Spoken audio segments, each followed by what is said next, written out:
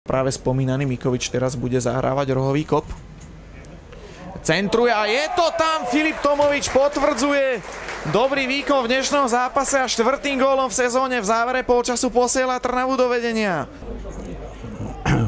Maťka Strapáka zachránili. Loptu si už na biely bod stavia Radoslav Cypris, ktorý teda v 47. minúte má veľkú príležitosť zvýšiť vedenie Trnavy už na rozdiel 2 gólov a Cypris panenkovským spôsobom pekne prekonáva Mateja Šavola a Trnava v 48. minúte vedie 2-0.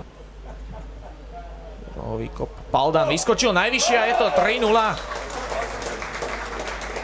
Myslím, že tá lopta sa napokon odrážala od Roberta Rychnáka, takže zrejme jemu bude pripočítaný tento gól.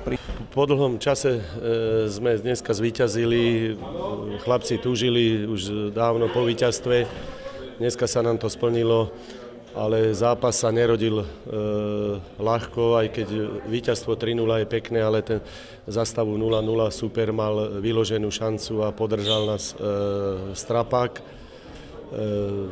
Prvý polčas Mikuláš bol zatiahnutý a čakal len na brejky a jedna z nich sa mu vydarila a tak, ako som povedal, Strapák nás podržal.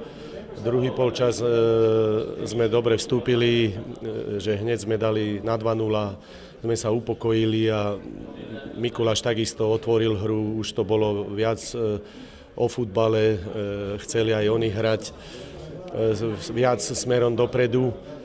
A tam sa nám otvorili viaceré možnosti na strelenie gólu, čiže v závere sme mohli ešte prikrášliť víťazstvo, ale nakoniec si myslím, že chlapci dneska odviedli zodpovedný výkon a zaslúžili si vyhrať. Víťazstvo domácich je úplne zaslúžené. My sme podali veľmi vlažný výkon. Najmä prvý polčas sme prespali, obrana nám fungovala pomerne veľmi dobre, aj útočník, ale v strede poľa bola čierna diera. Druhý polčas sme zvýšili behavosť, zvýšili sme pohyb, snažili sme sa hrať smerom dopredu, ale už bolo neskoro a kľúčových momentov, keď sa lámal ten zápas, alebo sme mohli dať kontaktný gól, alebo dokonca prvý gól, keď išiel sám na bránu Janošik, tak vlastne 4 príležitosti celkom dobre na skorovanie sme zahodili. Takže už keď bolo 2-0, v podstate nechcem povedať, že sme rezignovali, ale už sme mysleli na ďalší zápas, siali sme dvoch našich kľúčových hráčov, Matiča aj Kucharčíka a zápas sa v podstate už iba dohrával.